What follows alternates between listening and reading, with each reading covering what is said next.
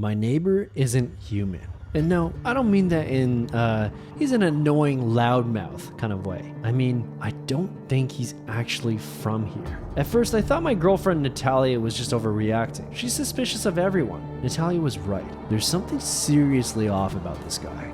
The weird smells, the flickering lights, digging. I should have stayed out of it. But you know how curiosity gets the best of you. By the time I put the pieces together, it was too late. Natalia and I moved into a quiet suburban neighborhood a while ago. When we were moving in, I noticed our neighbor, so I introduced myself. Let's call him Mr. Klein. Nothing too unusual at first. He didn't mind when I threw a loud party. He didn't try to borrow sugar like Jenna from across the street. He was quiet, a little too quiet. The first thing that tipped Natalia off was Max, our other neighbor's dog. He barks at the mailman, sure, who doesn't? But whenever Mr. Klein walked by, Max went crazy, growling, barking, like he was trying to warn everybody from something. One day, I casually mentioned it to Mr. Klein. Max, huh? A little too much energy. Dogs are perceptive. Well, that was a weird thing to say, but I brushed it off. At least until the smell started. At first, I thought the smell was coming from Max. I mean, he'd sometimes come and visit us off of his leash, and he's a dog. Let's just say he's no stranger to rolling in weird things from outside. But this smell was different, sharp, metallic. Like someone left a pile of rotting meat out in the sun. The weird thing was, it only got worse when I walked by Mr. Klein's house. The smell seemed to waft through his windows. And I swear, it made my stomach churn every time I tried to rationalize it. Maybe he was cooking some weird fish dish. Maybe he had plumbing issues. I didn't want to jump to conclusions. And hey, what do I know about neighbor etiquette? Then there were the lights. Every night around 3 a.m., his house would light up like a Christmas tree. Except these lights weren't normal. They flickered in this weird, rhythmic pattern, like they were signaling. Most of the neighborhood was asleep. I mean, I only noticed because I was up late editing. Okay, I'm lying. I was gaming.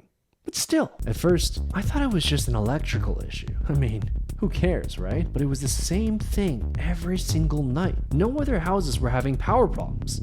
Just his. And if you think that was weird, the next part is gonna sound so crazy that it's made up. I kid you not. It was 2 a.m. when it happened. Max was barking like crazy, pacing near the back door. At first, I thought it was a raccoon or something, but when I looked outside, I froze. Mr. Klein was in my backyard with a shovel, digging. Now, I'm not the type to jump to wild conclusions, but what kind of neighbor sneaks into your yard in the middle of the night to dig holes? I grabbed my phone to record, thinking I'd confront him with proof later, but as soon as I hit record, he stopped digging. He turned, and I swear his eyes glowed. Not in the reflective cat caught in the headlights way, but in this unnatural, eerie way, like something straight out of a horror movie. Then he smiled. It wasn't a normal smile, it was like too wide and slow, like he was amused that I was watching. You shouldn't be watching. I dropped the phone. My heart was pounding and Max was growling like a maniac. I don't know why, but I just got in bed and tried to pretend that it didn't happen. Yeah, I didn't sleep that night. The next day, I couldn't let it go. I had to figure out what was going on. So I did what any reasonable person would do. I Googled weird neighbor digging holes, glowing eyes.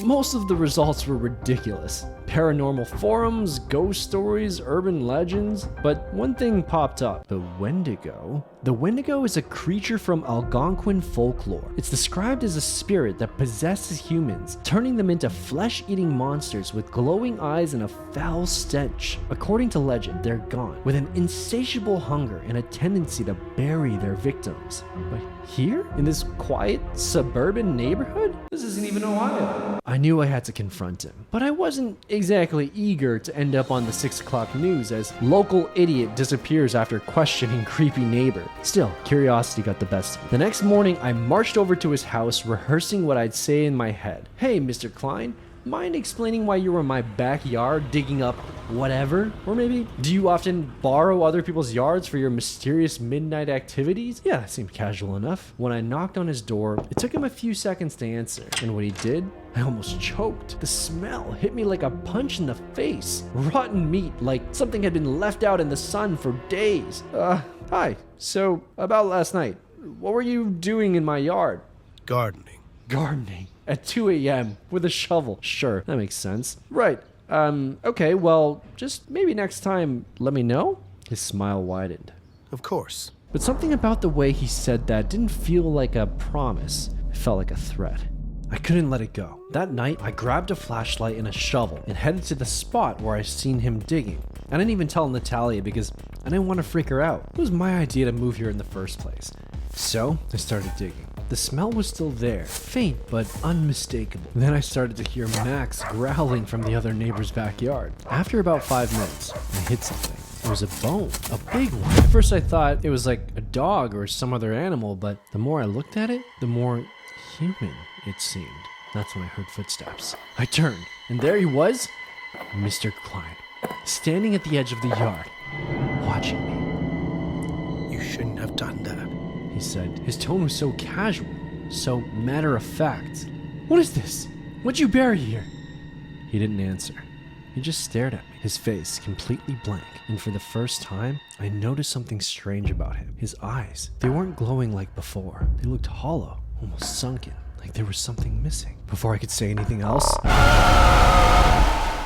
was that all a dream? But then, ow! My arm had this sharp pain. I went to go check and it looked like something between a serious cut or a bruise on my forearm. I woke up feeling like I hadn't slept at all. Every time I closed my eyes, I saw his face, his hollow, sunken eyes, and that eerie calmness in his voice. It all felt so real. There was only one way to find out. I had to break into his house. I told Natalia I was going to stay up gaming, then I waited for her to fall asleep. Then, there it was, the weird flickering lights. I waited for them to go out completely. Then, armed with nothing but a flashlight, I snuck into his backyard.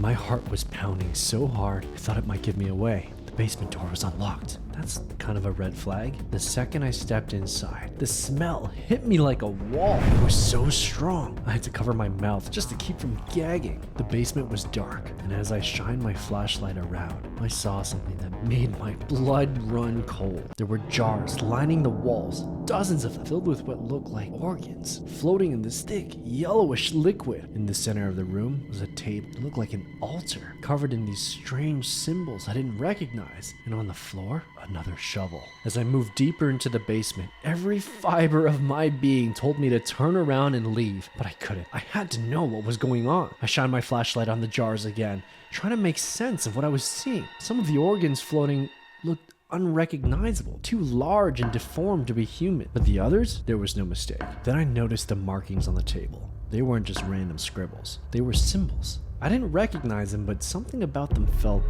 ancient. As I traced the lines with my flashlight, I realized they were forming a pattern, a spiral with a central figure that looked like a man. No, a creature with antlers. I froze. It was the Wendigo. That exact figure I saw in the articles. My hand started shaking, and that's when I heard the footsteps. I spun around, and there he was.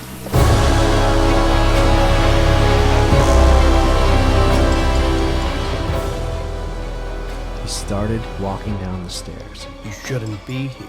His voice was calm, almost conversational, but it sent chills down my spine. I backed away, almost tripped over the altar. What is this? What are you doing? He didn't even answer me, just kept coming closer, his eyes starting to give that faint light reflecting from my flashlight. You've seen too much. I panicked. I grabbed the nearest jar and threw it at him. It shattered against the wall. Yellow liquid just splattered everywhere. The smell was overwhelming. It didn't even faze him. He kept coming. This is it for me. But then, Max is barking from the neighbor's yard. It broke the tension. It jolted me. I wasn't paralyzed anymore. I took advantage of the distraction and bolted for the stairs. My feet barely touched the ground as I raced past him in his shadowy figure. I make a sharp turn. I hit the door to the backyard with my shoulder, burst outside, gasping for air. The cool night breeze slaps me in the face, wakes me up just enough to keep running. Before I knew it, I'm back inside my house. I locked the door behind me.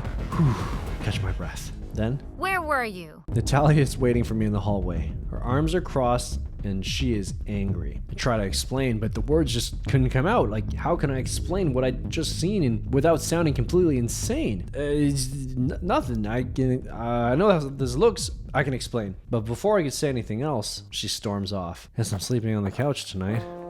For the next few days, everything seemed normal, or as normal as it could be after that. Mr. Klein's house was quiet, the smell was gone, and Max stopped barking every time he walked by. But the situation with Natalia got worse. She wasn't talking to me. But I couldn't shake the feeling that this wasn't over. Every time I passed his house, it felt like I was being watched. And then there was the book, that strange leather-bound book that I found in his basement. Its pages filled with those symbols that I couldn't recognize. So I reached out to my friend Kevin, who makes music videos. He spends a lot of time on Pinterest for inspiration, so he's got a collection of all these kinds of weird art and statues and symbols, artsy stuff. So I sent him photos of the pages. His response? Where did you find this?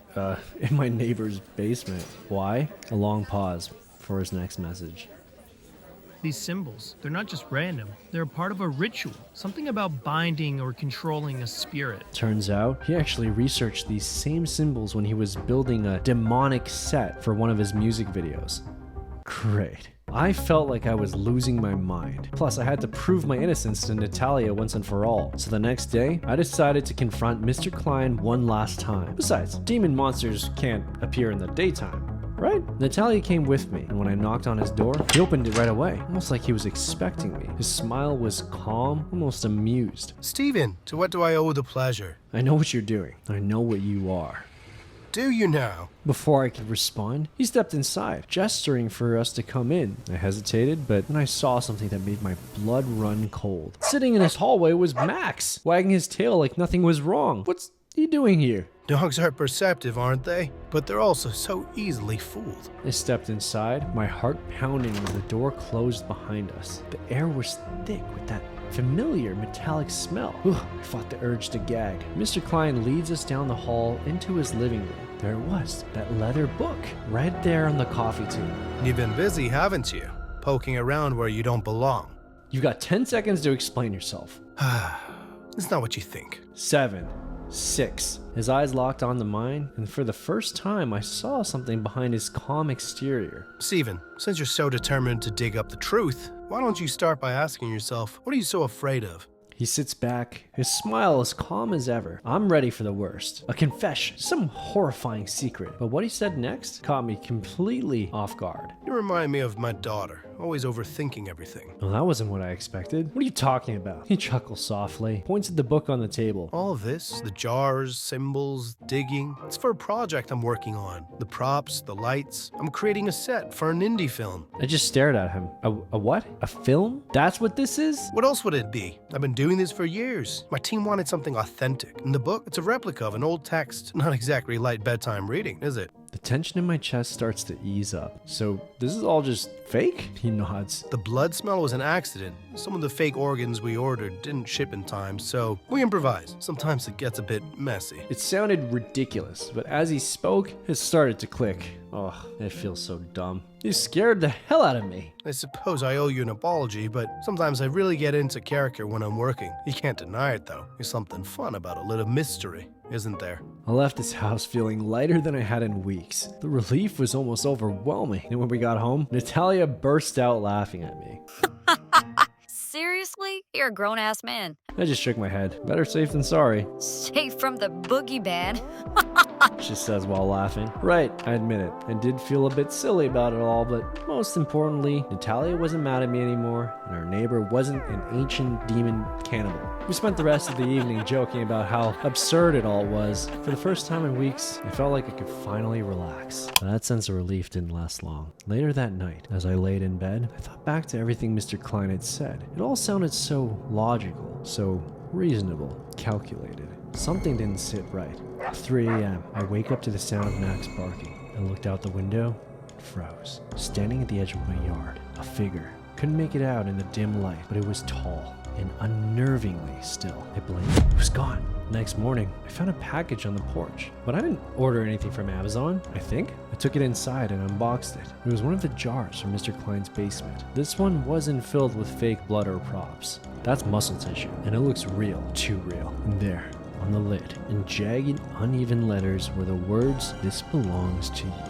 I glanced across the street at Mr. Klein's house. The lights were off, yard empty. But there in the window, I could have sworn I saw him watching me, smiling.